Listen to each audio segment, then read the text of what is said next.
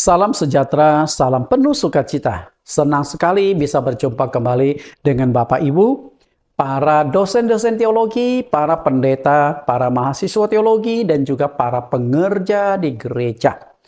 Materi ini cocok untuk Anda semua, karena saya sedang membahas topik baptisan air. Dan kita sebagai pelayan-pelayan Tuhan, jangan sampai salah menerapkan baptisan itu, sehingga timbul penyesatan, timbul ajaran yang tidak sesuai dengan prinsip-prinsip Alkitab. Kita akan berdoa sebelum kita masuk ke pembahasan ini.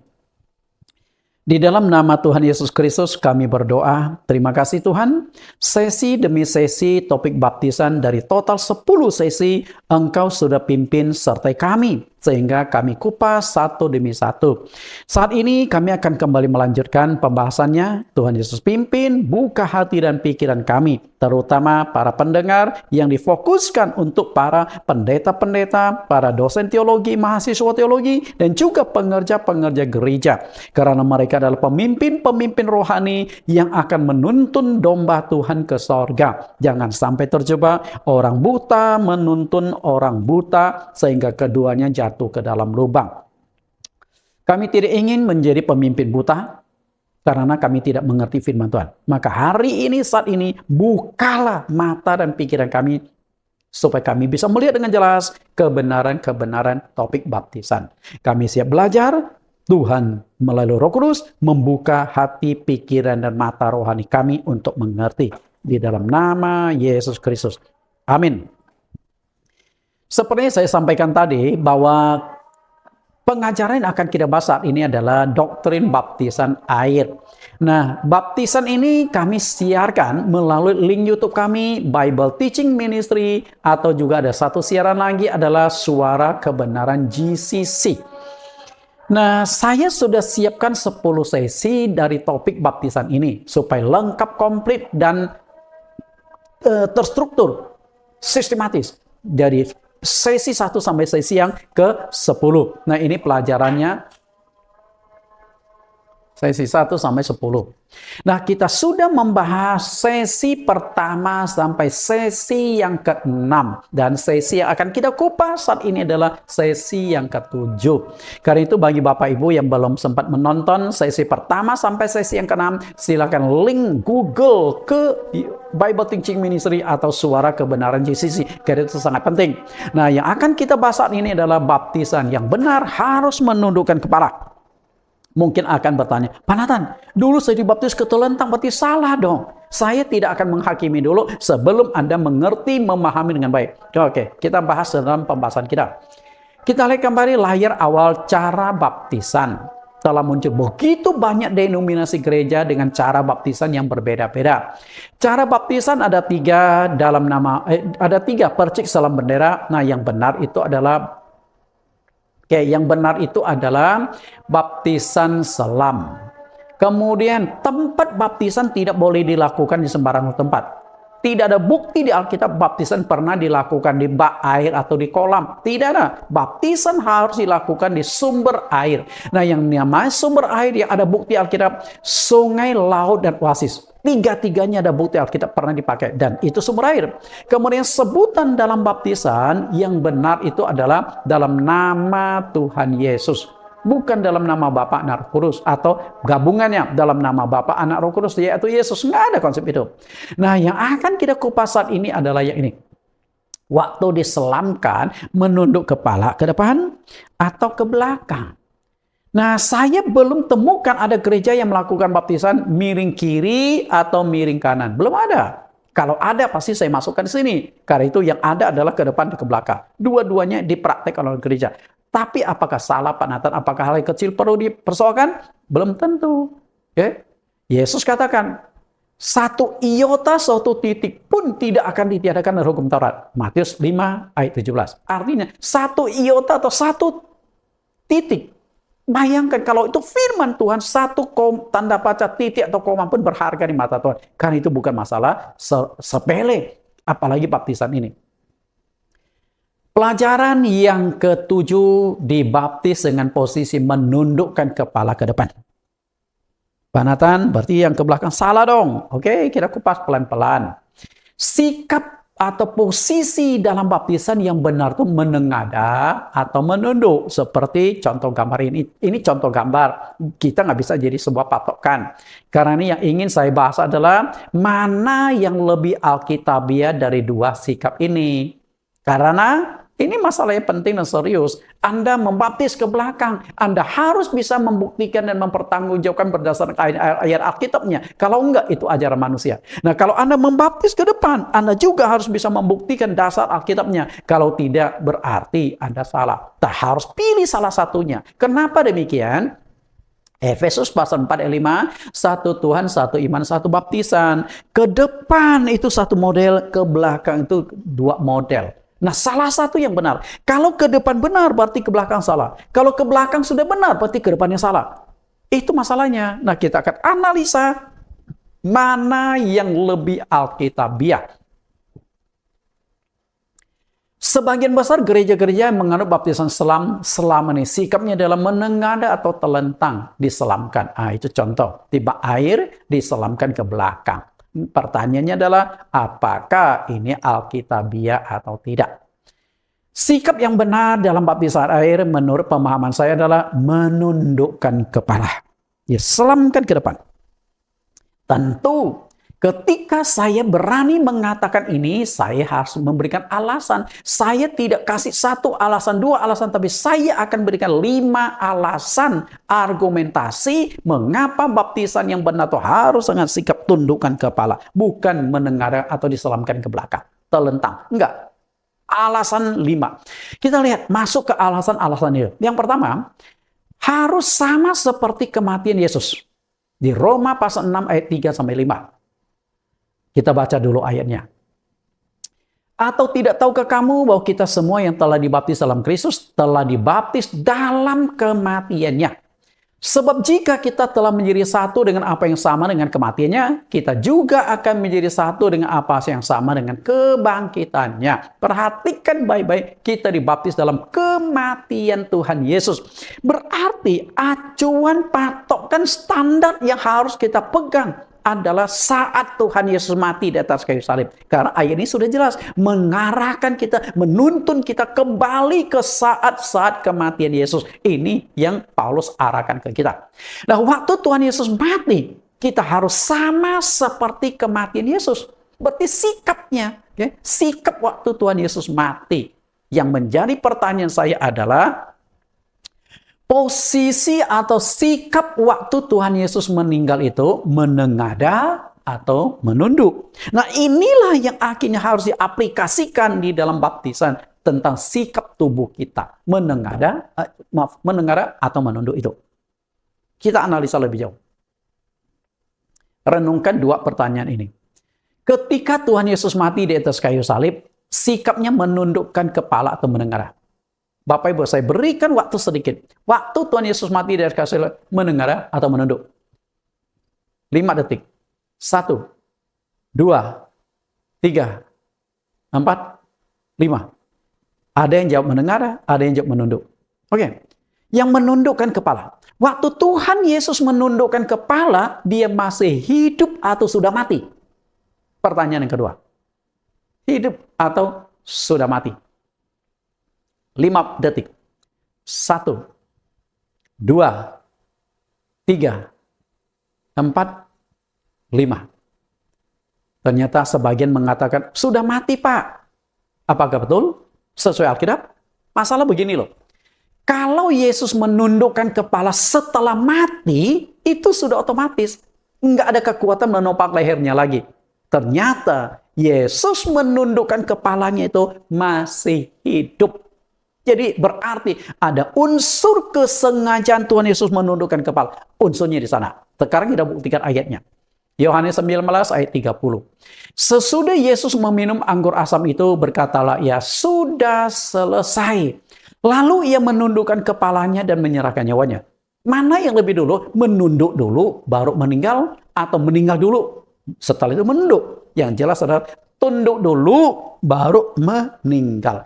Berarti ketika Tuhan Yesus tundukkan kepala, dia sengaja tunduk. Nah, itulah yang ditangkap oleh Rasul Paulus untuk diterapkan menjadi sama dengan kematian Yesus. Dan kalau Anda tidak hati-hati baca, seakan-akan sama. Nunduk langsung mati. Benar nggak? Hati-hati, nunduk langsung mati. Tidak. Saya berani tafsirkan bahwa Yesus menundukkan kepala minimal 15 menit. Itu minimal. Kenapa saya punya keyakinan seperti itu? Perhatikan dua kata yang sangat penting dari ayat ini. Dua kata yang sangat penting yang supaya kita bisa tahu. Kita harus masuk ke dalam ayat itu, situasi kondisi saat itu. Yang pertama adalah yang pertama adalah Yesus meminum anggur asam. Anda tahu nggak anggur asam itu apa? Kalau konteks anggur asam saat ini bisa disamakan dengan cuka apel. Anda pernah nggak minum cuka apel? Saya diberi 2 botol kecil cuka apel oleh seorang jemaat saya nama Gunawan. Setelah kasih, dia bersepakat, Pak Nathan, ini untuk jaga kesehatan tubuh. Ini asli mahal loh. Nah, waktu Bapak makan, minum jangan pakai sendok stainless. Nah, pakai sendok kayu kalau ada. Saya ikut terpenuh. Nah, waktu saya minum pertama kali, susah telan, tercekat. Karena dia ngomong, jangan campur air langsung telan. Susah telan, para saya masih sehat, tenggorokan saya masih bagus. Sedangkan Yesus, saat itu posisinya sudah disalib seharian, dan dia sedang kehausan di atas kayu salib. Makanya di ayat sebelumnya, Yesus berkata, aku haus. Dan ketika Yesus haus, dikasih cuka asam. Anggur cuka itu asam, susah ditelan, tapi Yesus masih bisa telan. Artinya pencernaan Tuhan Yesus itu masih lumayan baik, belum waktunya mati. Ya, tenggorokan masih bagus. Pernah lihat orang yang mau mati, boro-boro mau minum, napas saya sudah nggak bisa, ngos-ngosan, sudah banyak lendir tertutup. Tapi Yesus masih bisa. Lalu hal yang kedua adalah Yesus berkata, sudah selesai. Ketika Yesus mengucapkan kalimat sudah selesai, tidak ada murid yang persis di bawah kaki Yesus. Nggak ada. Jaraknya itu 4-5 meter. Mungkin di atas 10 meter. Artinya perkataan Yesus masih kencang. Sudah selesai. Rasul Yohanes itu mendengar kalimat itu sangat jelas. Sehingga dituliskanlah di sini. Berarti suara Yesus masih kencang, kerongkongan Yesus masih kuat. Belum waktunya meninggal. Nah, Yesus tundukkan kepala, mungkin 10 menit, 15 menit, pelan-pelan meninggal. Berarti ada unsur kesengajaan menundukkan kepala, dan itulah yang ditangkap oleh Rasul Paulus untuk diterapkan ke baptisan. Rasul Paulus ini mendapatkan banyak sekali petunjuk-petunjuk tentang doktrin. Perjamuan kudus, dia dapatkan petunjuk. Kalau Anda baca di 1 Korintus pasal yang ke-11, ayat yang ke-23 sampai 30. Nah, petunjuk Tuhan tentang perjamuan kudus. Baptisan pun di sini. Karena itu kita lihat kembali Roma pasal 6 ayat 3 sampai 5 menjadi satu dengan apa yang sama dengan kematiannya. Nah, kalau Yesus ketika mati dan sekali salib tundukkan kepala, berarti harus sama seperti kematian dan tundukkan kepala. Itu yang pertama. Setelah bertobat, Rasul Paulus mendapat banyak petunjuk langsung dari Tuhan tentang pelaksanaan sakramen. Paulus menegaskan bahwa dia tidak belajar dari manusia, bukan belajar dari para rasul. Galatia 1 ayat 11, sebab aku menegaskan kepadamu saudara-saudaraku bahwa Injil yang kuberikan itu bukan Injil manusia. Karena aku bukan menerimanya dari manusia, dan bukan manusia yang mengajarkannya kepadaku, tetapi aku menerimanya oleh pernyataan Yesus Kristus. Berarti posisi menundukkan kepala harus sama seperti kematian Tuhan. Juga Tuhan Yesus kasih petunjuk kepada Paulus. Nah, itu bukan masalah sepele loh. Paulus sudah ungkapkan. Kita lihat sakramen. Ada 2 sakramen penting Tuhan Yesus berikan petunjuk pelaksanaannya secara langsung kepada pribadi Rasul Paulus. Kedua sakramen, yang pertama adalah perjamuan kudus, yang kedua itu adalah baptisan air. Dua sakramen itu sangat-sangat penting di gereja. Dan Tuhan Yesus kasih petunjuk. Artinya, Tuhan Yesus sudah ajarkan ke 12 murid. Tapi murid yang terakhir, Paulus, belum belajar secara teologi waktu Yesus hidup. Karena dia belum bertobat. Nah, Yesus kasih petunjuk. Nah, apakah petunjuk dari Tuhan Yesus dengan yang diberikan kepada murid-murid beda? Sama. Gurunya sama kok. Nah, kita lihat perjamuan kudus. Nah, ini petunjuk tentang perjamuan kudus. Harus seperti apa? Oke. Pada malam terakhir, jelas sekali Saulus tidak ada bersama dengan Yesus. Tapi di sini dia, pada malam waktu terakhir Yesus mengambil roti, mengucap syukur, memecahkannya, lalu mengambil cawan, inilah darahku, dan seterusnya. Malam itu Saulus belum ada, belum percaya. Tapi Tuhan kasih tahu, malam terakhir begini loh. Karena dia nggak belajar dari rasul-rasul lain. Makanya Tuhan Yesus kasih petunjuk secara langsung. Nah, dari mana Saulus tahu apa yang dilakukan dan kalimat yang diucapkan oleh Tuhan Yesus di malam terakhir waktu perjamuan kudus?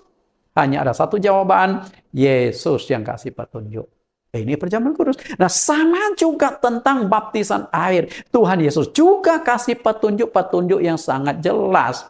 Nah, petunjuk dalam baptisan, kembali lagi di Roma pasal 6 ayat 3-5, kita analisa lebih jauh. Dikuburkan. Dikuburkan ini dimaknai itu baptisan selam. Okay? Dikuburkan. Dikuburkan dimaknai baptisan selam. Artinya, air itu ibarat tanah. Kita yang mau dibaptis itu ibarat orang yang mati dalam dosa. Orang yang mati dalam dosa kan harus dikubur, gong. Mayat harus dikubur. Nah, waktu kita dikuburkan berarti seluruh tubuh harus masuk ke dalam tanah. Air baptisan ibarat tanah, berarti ini bermakna baptisan selam. Maka di Alkitab tidak mengadat baptisan percik. Masalahnya pada waktu diselamkan atau ditenggelamkan itu adalah menengada atau menunduk. Oke? Diselam sih sudah oke. Banyak gereja yang melakukan baptisan selam sudah benar. Nah, tinggal waktu diselam itu menengada atau menunduk. Oke, kita lihat penjelasan yang selanjutnya. Telah dibaptis dalam kematiannya. Berarti patokan kita adalah saat-saat kematian Tuhan Yesus. Waktu saat kita dikuburkan, mencontoh waktu Yesus disalibkan di atas kayu salib. Dan contohnya itu seperti apa? Kita lihat. Sebab jika kita telah menjadi satu dengan apa yang sama dengan kematiannya, kita juga akan menjadi satu dengan apa yang sama dengan kebangkitan. Perhatikan, menjadi satu sama seperti kematian, bukan penguburan. Kalau penguburan, kan ada pendeta mengatakan, Pak Nathan, emangnya ada mayat yang dikuburkan telentang? Kita belum masuk ke penguburan. Kita masih membahas tentang menjadi satu dengan apa sama kematian. Berarti kematian Yesus di atas kayu salib, bukan penguburan. Nah, kematian Yesus di atas kayu salib itu adalah menundukkan kepala. Jadi ini petunjuk Tuhan kepada Paulus itu sangat jelas. Waktu baptis harus tundukkan kepala, bukan menengada. Oke? Yang kedua, alasan yang kedua. Berdasarkan etimologi bahasa Yunani, bahasa ini pakai menulis perjanjian baru. Baptiso diartikan pencelupan ke dalam air atau penyelaman dalam air. Jadi kata baptiso itu sudah mengandung makna selam. Oke, coba kita main sedikit, tajam sedikit tentang kata selam ini. Dalam kamus Alkitab karangan Browning. Diterjemahkan oleh BPK Gunung Mulia tahun 2011, halaman 47 ditulis. Kata Yunani untuk ritus baptisan yaitu baptisomai yang berarti memandikan atau membasuh. Namun dalam LXX artinya Septuaginta itu kitab yang diterjemahkan ke bahasa Yunani, arti klasiknya adalah menenggelamkan atau menyelam. Dengan kata lain, baptisan artinya menyelam. Pegang kata menyelam ini. Bagaimana sikap yang benar dari orang menyelam? Bagaimana? Apakah menyelam itu posisi terlentang atau posisi telungkup yang benar itu menyelam? Anda kan sudah bisa jawab sebenarnya, oke? Kita lihat. Baptiso berarti penyelaman dalam air. Dan sikap yang benar dari menyelam adalah ini. Ke depan. Jadi kata baptiso sendiri sudah mengarahkan kita ke depan. Bukan ke belakang. Baptiso artinya menyelam ke depan. Tundukkan kepala ke depan. Bukan ke belakang. Kalau ke belakang itu kapal selam. Bukan menyelam. Bisa tangkap apa? Makanya di gereja kami taruhkan baptisan untuk diselamkan, menundukkan kepala ke depan. Bukan ke belakang. Karena berdasarkan kata baptiso sendiri. Jadi nggak usah jauh-jauh dicari lagi. Lalu yang ketiga, sikap dari orang berdosa yang memohon pengampunan dosa adalah menundukkan kepala dengan perasaan malu. Kalau saya bersalah kepada Bapak, perhatikan sikap saya. Saya mau minta maaf nih kepada Bapak. Maafkan saya dong. Bagaimana reaksi Bapak Ibu? Makin jengkel kan? Pak Nathan nggak tahu diri. Sudah bersalah, masih sombong, masih menantang. Kalau saya bersalah kepada Bapak Ibu, mau mohon pengampunan dosa, minta maaf. Saya tundukkan kepala. Nggak berani melihat Bapak Ibu. Karena saya di posisi yang bersalah. Lalu dengan suara pelan, suara terenyu, saya minta maaf, begini, dan seterusnya. Bapak Ibu yang melihat sikap saya pun akhirnya mulai terharu. Oh, mungkin Pak Nathan nggak sengaja. Ya udah, aku maafkan deh. Nah, kita ini mau orang berdosa yang memohon pengampunan dosa kepada Tuhan. Jangan menantang langit lagi. Tundukkan kepala, tunjukkan bahwa kita orang berdosa yang memang mohon pengampunan Tuhan. Makanya Tuhan Yesus itu sangat memperhatikan sikap. Dia perhatikan ada dua orang yang pergi bait Allah berdoa. Yang satunya orang Farisi, yang satu orang pemungut cukai. Orang Farisi mulai lapor, aku berpuasa seminggu berapa, kasih perpuluhan ini itu. Dia laporkan semuanya kebaikan-kebaikan dia. Tapi sementara ada seorang pemungut cukai. Dia berdiri jauh-jauh, tundukkan kepala, memukul diri. Tuhan, ampunilah aku orang yang berdosa ini. Ternyata sikap dan perkataannya diperhatikan Tuhan, dan Tuhan berkata, ini orang yang dibenarkan.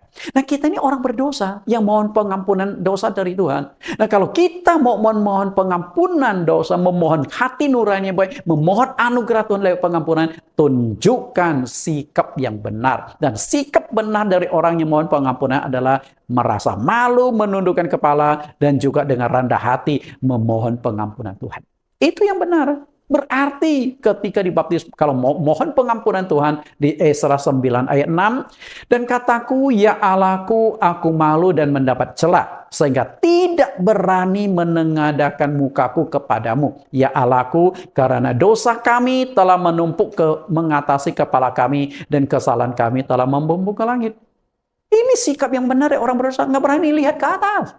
Ya, tundukkan kepala dengan sedih, malu, menyesal, bertobat. Karena baptisan syaratnya adalah pertobatan. Kalau Anda masih begini, bukan bertobat, masih tegar tengkuk, tunjukkan sikap saya bertobat. Saya mohon pengampunan Tuhan. Tuhan memberikan belas kasih, memberikan pengampunan kepadamu. Maka baptisan, tundukkan kepala. Kenapa demikian? Ayub mengatakan, Allah merendahkan orang yang angkuh, tetapi menyelamatkan orang yang menundukkan kepala. Ayub 22 ayat 29. Tundukkan kepala lah waktu kita dibaptis. Oke? Kemudian, nah ini yang tadi saya sebutkan tentang pemungut cukai ini. Pemungut cukai berkata, Tuhan ampunilah aku orang yang berdosa ini. Dan Tuhan berkata, ini yang dibenarkan. Lalu alasan yang keempat ini tafsiran. Tafsiran ya. Jika baptisan itu dilakukan dengan posisi telentang, dibaptis dengan ke belakang. Biasa yang turun ke air itu harus 3 orang.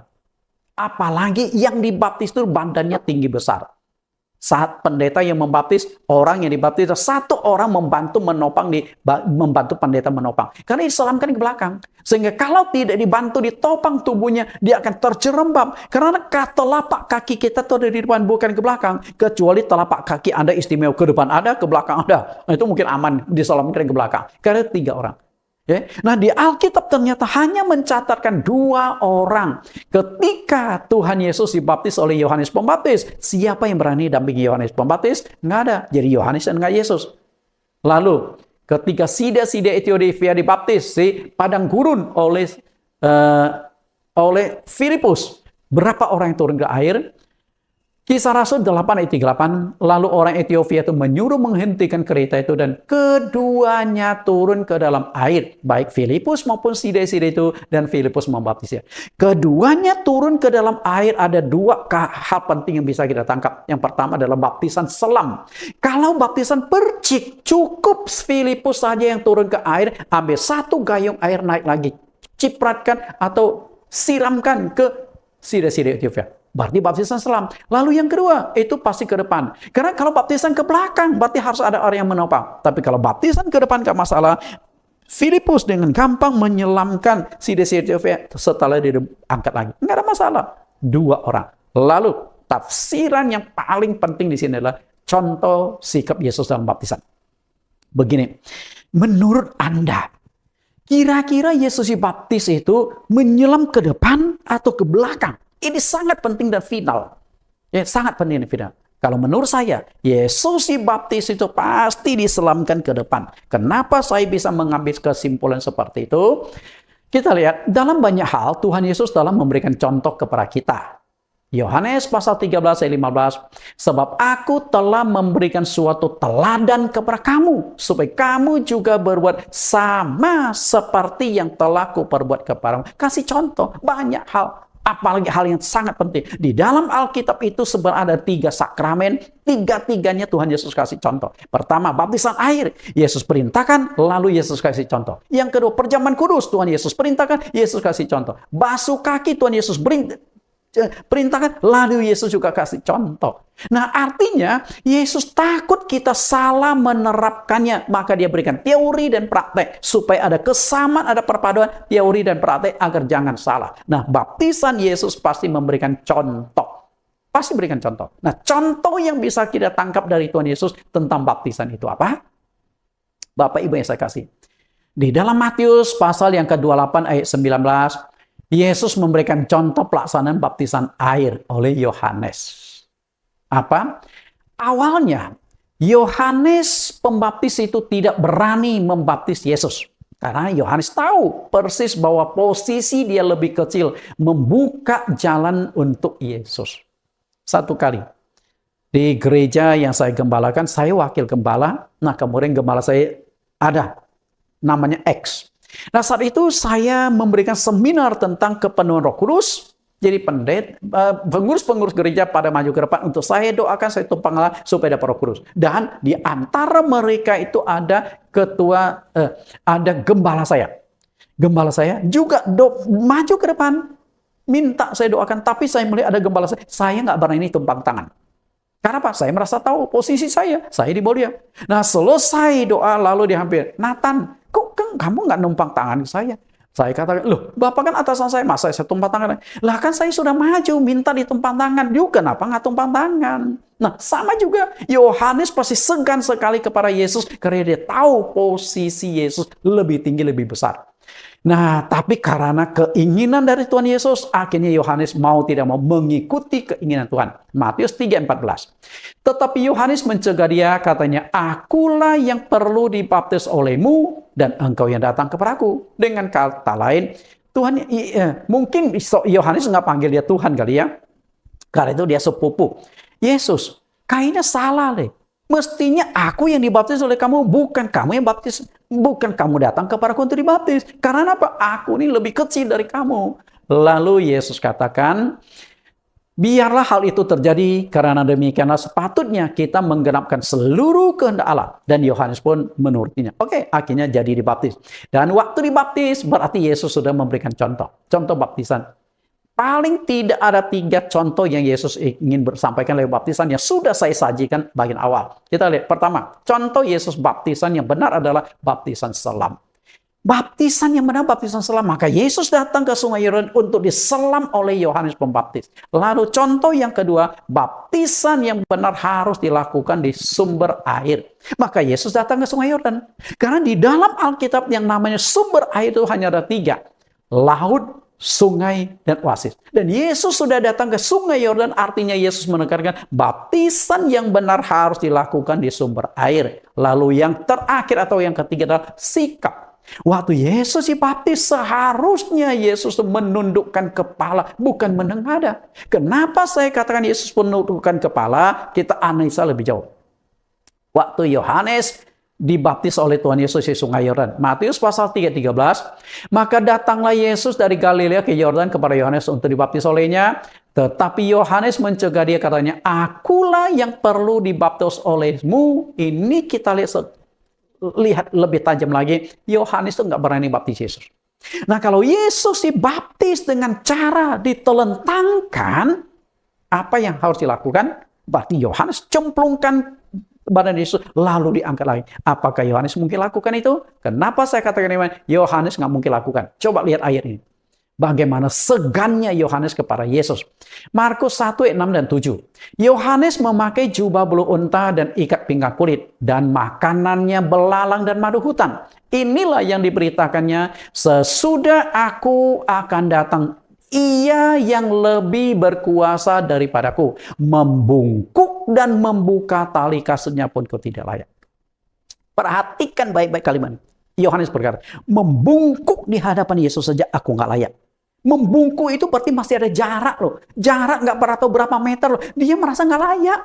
Lalu membungkuk, membuka tali kasut, membuka tali sepatu Yesus pun dia merasa tidak layak. Karena itu, kalau Yesus dibaptis dengan telentang, berarti Yohanes harus pegang, maaf katanya, mungkin pegang kepala Yesus ditenggelamkan, diangkat lagi, atau pegang dada Yesus, dicemplungkan, diangkat lagi. Karena Yesus kalau ditenggelamkan ke belakang, dia nggak bisa jaga keseimbangan badannya. Pasti harus dibantu oleh Yohanes. Karena telapak kaki Yesus juga sama. Nggak ke depan, bukan ke depan dan ke belakang. Karena itu, saya yakin 95% waktu Tuhan Yesus dibaptis adalah menundukkan kepala. Dengan kata lain, Yohanes yang membaptis, mungkin Yohanes itu hanya pegang pundak Yesus sedikit. Karena tanda bukti dia membaptis. Nah setelah itu Tuhan Yesus dengan sendiri menyelamkan diri ke depan. Setelah itu diangkat lagi kepala. Maka 95% saya tafsirkan Yesus diselamkan ke depan, bukan ke belakang. Nah mungkin Yesus diselamkan ke belakang. Karena itu argumentasi teologi. Oke, jadi sudah jelas, saya jelaskan ya. Sekarang kita lihat argumentasi teologis posisi baptisan telentang itu. Kenapa bisa tafsiran sampai ke sana? Permasalahan itu, mengapa gereja-gereja pendeta saat ini melakukan baptisan air dengan sikap posisi telentang? Karena mereka memegang 3 kata di dalam kitab Roma itu. Perhatikan, mati, dikubur, dan bangkit. Ini kalimat ini yang membuat masalah. Sehingga pendeta akhirnya tafsirkan posisi baptisan yang benar adalah telentang. Coba kita analisa lebih jauh. Mati, dikubur, dan bangkit. Roma pasal 6 ayat 3. Ayat ini yang menurut saya jadi salah tafsir. Di mana salah tafsirnya? Kita lihat 3 kata kunci ini. Mati, kematian, kemudian dikubur, dan bangkit. Jadi, mati berarti kan nggak ada mayat yang ditelentangkan kan, nggak ada mayat yang ditelungkupkan, mati telentang. Dikubur juga masih posisi telentang, bangkit kan dari posisi tidur, bangkit kan. Nah banyak pendeta tafsirkan begini, sehingga baptisan ke belakang. Tapi saya tafsiran justru sebaliknya. Tafsiran saya begini, coba kita lihat. Ketiga posisi ini dijadikan acuan bagi banyak hamba Tuhan di gereja menafsirkan bahwa baptisan harus dengan posisi telentang atau diselamkan ke belakang. Oke, nah ini mati kan, telentang, kemudian dikubur, masih dalam posisi telentang, kan nggak ada mayat dikuburkan tengkurap kan, lalu bangkit dari posisi berbaring naik. Nah ini penjelasan dari pendeta-pendeta berdasarkan ayat Roma itu. Tapi saya punya sudut pandang yang berbeda tentang hal tersebut. Oke, karena apa? Kesalahan yang paling fatal adalah menafsirkan Alkitab dan mengambil contoh kondisi mati, dikubur, bangkit itu adalah manusia umum. Anda sudah menggunakan contoh manusia umum, bukan contoh Yesus. Sedangkan yang dimaksudkan Roma pasal 6 ayat 35 itu Yesus, bukan manusia biasa. Nah kita akan analisa lebih jauh. Anda sudah menggunakan contoh manusia, sedangkan saya ingin contoh Yesus. Contoh Yesus apa? Kita analisa lebih jauh. Contoh manusia. Kesalahan memakai kematian dalam ayat Roma, acuan kita adalah kematian manusia atau kematian Yesus dulu. Kematian yang kita contoh adalah kematian Yesus Kristus. Berarti acuan tentang kematian itu, kalau Anda ambil contoh manusia itu sudah salah. Kematiannya harus menjadi contoh adalah kematian Yesus. Berarti harus sama mengikuti contoh waktu Yesus mati di atas kayu salib. Ya, Yesus mati di atas kayu salib. Lalu menjadi satu dengan apa yang sama dengan kematian. Berarti contoh terpatokan sama seperti kematian Yesus. Nah, kematian Yesus kan nggak bisa dibaringkan atau telungkup. Posisinya berdiri. Nah, posisi berdiri yang kita pegang adalah kepalanya. Tunduk atau menengadah. Karena kalau posisi disalibkan kan nggak bisa, apalagi kayak itu kondisi. Nah yang pegangan kita yang masih bisa digerakkan kepala. Nah sama seperti kematian Tuhan. Kematian Tuhan adalah tundukkan kepala. Lalu dikubur. Di Roma pasal yang ke-6 ayat 4 kata dikubur. Kata dikubur dalam ayat ini dimaknai sebagai sikap telentang. Tetapi dimaknai sebagai masuk ke dalam air. Dikubur bukan berarti telentangnya. Makna yang ditekankan dikubur adalah diselamkan. Baptiso arti penyelaman dalam air. Dikubur berarti orang yang mati dalam dosa harus dikubur masuk ke dalam tanah. Nah, masuk itu berarti air itu sebagai air baptis. Air baptisan ibarat tanah, seluruh tubuh harus masuk ke dalam tanah. Nah, di sini belum menyinggung tentang sikapnya menengadah atau menurut. Intinya dikubur masuk ke dalam dulu. Karena dikatakan dikuburkan dalam baptisan. Nah, dikuburkan dalam baptisan mengandung makna diselam, belum menentukan sikapnya telentang atau telunduk. Lalu bangkit. Sedangkan kata bangkit tidak dimaknai dari sikap berbaring ke posisi duduk atau berdiri. Kata bangkit dimaknai sebagai keluar dari air baptisan. Jadi waktu Yesus keluar dari air baptisan, berarti kita sudah bangkit hidup menjadi hidup yang baru. Nah, waktu keluar dari air baptisan ataupun bangkit, kan posisi Yesus membungkuk di selam. Nah, waktu bangkit ya begitu. Bukan begini, terbalik. Karena itu saya lebih setuju penjelasannya adalah bahwa kita bangkit. Keluar dari air baptisan simbol bangkit dari kematian. Karena tadi kita dikubur di tanah. Ya, ini kita diselamkan ke dalam air. Nah, kalau bangkit dari kematian berarti Yesus begini. Naikkan kepala, tegak berdiri, keluar dari air. Nah, itu bangkit dari kematian. Bapak Ibu yang saya kasih di dalam Tuhan, pada pelajaran sesi ke-5, kita sudah mengenal profil dari Bapak Pendeta Dr. H.L. Senduk. Lebih dikenal dengan H.L. Senduk dan Om Ho atau Om Ho sebagai seorang hamba Tuhan penuh karisma mendirikan gereja Betel.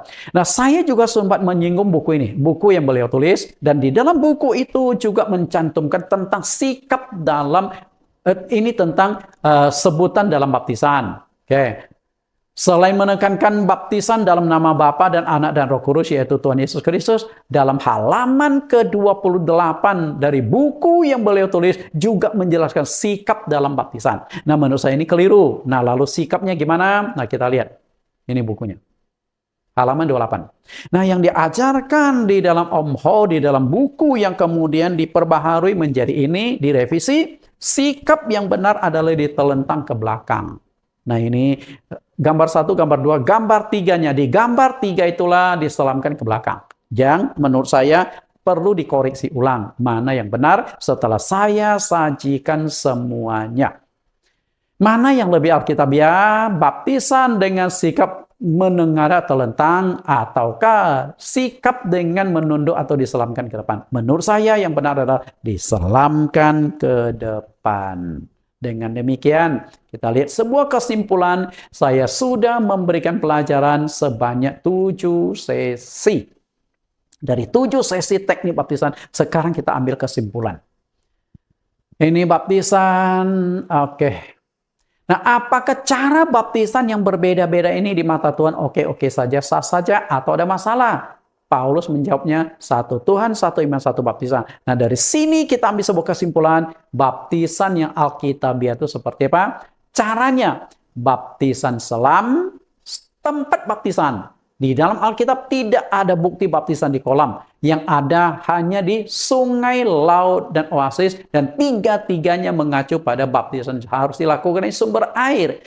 Kemudian sebutan dalam baptisan dilakukan dalam nama Tuhan Yesus. Dan sikap dalam baptisan adalah menundukkan kepala ke depan.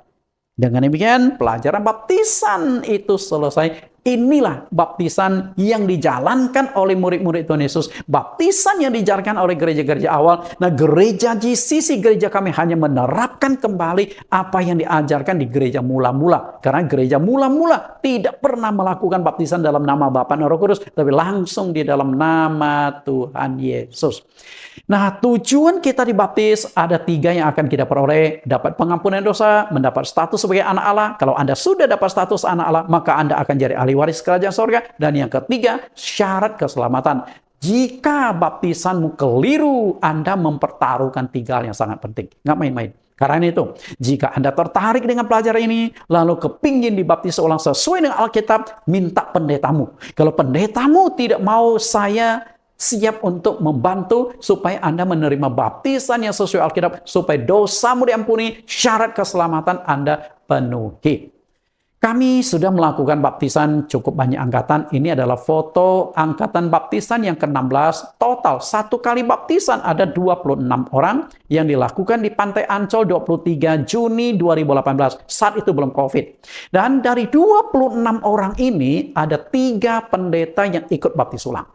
Jadi saya merintis gereja dari tahun 2012 sampai hari ini. Tahun 2025, belasan tahun, total sudah 26 pendeta yang akhirnya datang. Pak Nathan, saya minta dibaptis ulang. Karena saya memberikan banyak pengajaran-pengajaran di YouTube, dan saya banyak memberikan pengajaran di kelas. Banyak pendeta yang ikut pelajaran-pelajaran, dan mereka ternyata temukan ini yang Alkitabiah. Lalu mereka akhirnya minta dibaptis ulang. Jadi maaf kata, pendeta membaptis pendeta terjadi di tempat kami. Bukan berarti saya lebih hebat, lebih pintar, tidak. Karena Tuhan sedikit memberikan karunia pengajaran kepada saya, sehingga pendeta-pendeta yang mengikuti pelajaran ini, lalu mereka ambil keputusan dibaptis ulang.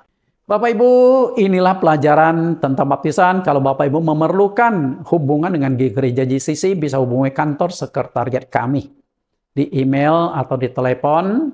Demikian pelajaran ini, kita bertemu kembali di sesi yang ke-8 yang tidak kalah menarik. Sesi yang ke-8 membahas apakah baptisan ulang itu boleh dilakukan atau tidak. Pak Nathan, saya sudah pelajari ini. Ternyata ini yang benar. Saya mau dibaptis ulang. Boleh nggak? Melanggar Alkitab apa nggak? Tunggu jawabannya di sesi yang ke-8. Tuhan Yesus memberkati. Kita berdoa. Di dalam nama Tuhan Yesus Kristus kami berdoa. Terima kasih Tuhan. Kembali kami disingkapkan tentang baptisan ini meskipun menjelimet. Tapi ini sangat-sangat penting karena berprinsip pada kebenaran. Satu Tuhan, satu iman, satu baptisan. Agar ketika kami menerima, ketika kami menjalankan baptisan, tidak menyimpang, tapi melainkan sesuai dengan prinsip-prinsip firman-Mu. Karena baptisan punya kuasa mengampuni dosa, maka kami harus hati-hati melakukannya karena cara mempengaruhi hasil. Cara baptisan menentukan khasiat baptisan. Jika cara baptisannya keliru, khasiat yang akan kami dapatkan juga tidak ada. Tuhan, terima kasih. Siapapun yang menonton video ini, Tuhan pakai untuk menyebarkan lagi kebenaran-kebenaran ini, untuk memutus rantai kekeliruan-kekeliruan. Dan para hamba-hamba Tuhan berkenan untuk menonton video ini supaya mereka pun akhirnya disadarkan kembali ke dalam Alkitab. Berikan hati seorang murid yang rendah hati, mau belajar, mau mendengar supaya mengerti kebenaran lalu dipraktekkan di dalam gereja masing-masing. Hamba serahkan para pendeta, dosen dan juga mahasiswa teologi, pengerja-pengerja dimanapun mereka berada agar kembalilah ke dalam seluruh kebenaran Alkitab. Terima kasih Tuhan. Di dalam nama Yesus Kristus kami telah berdoa. Amin. Sampai bertemu pada sesi yang ke-8. Bapak Ibu yang mengikuti Sekolah Teologi STT GCC, Sekolah Tinggi Teologi GCC, setiap mata pelajaran doktrin itu ada 10 pertanyaan online yang perlu Anda jawab secara online. Pertanyaan sesi yang ke-7 dengan judul dibaptis dengan posisi menundukkan kepala. Pertanyaan pertama, sikap dalam baptisan air yang dijalankan oleh gereja-gereja saat ini ada 2 posisi. Sebutkan. Yang kedua, sebutkan 5 alasan bahwa baptisan air harus dilakukan dengan sikap diselamkan posisi menundukkan kepala. Poin-poinnya saja. Yang ketiga, bagaimana sikap Yesus ketika mati di atas kayu salib dan sikap apakah sesudah Yesus mati atau masih. Dan sikap itu apakah Yesus masih hidup atau sudah mati. Kalau perlu kutipan ayatnya. Dan ada 2 sakramen yang Tuhan Yesus berikan petunjuk secara langsung kepada Paulus. Tuliskan kedua macam sakramen itu. 5. Sebutkan 3 kata dalam Roma pasal 6 ayat 3 yang dijadikan acuan para hamba Tuhan melakukan baptisan dengan posisi telentang. Yang ke-6, posisi orang mati dan dikuburkan adalah telentang. Mengapa kita tidak melakukan baptisan seperti posisi itu? Yang ke-7, bagaimana sikap baptisan air yang diajarkan pendeta almarhum H.L. Sendok dalam bukunya Pedoman Pelayanan Pendeta Pertama. Yang ke-8, menurut analisa dan tafsiran saudara, Yesus dibaptis oleh Yohanes di Sungai Yordan dengan sikap menunduk atau telentang. Jelaskan dengan bahasa dan pengertian Anda jika perlu dilengkapi dengan ayat. 9. Tujuan Yesus dibaptis adalah memberikan contoh. Tuliskan 3 petunjuk penting yang bisa kita ambil sebagai contoh baptisan dari Tuhan Yesus. Dan Pertanyaan terakhir, tuliskan 4 kesimpulan baptisan yang sesuai dengan Alkitab. Silakan Anda jawab, ketik rapi, kirimkan email kepada STT GCC. Tuhan Yesus berkati.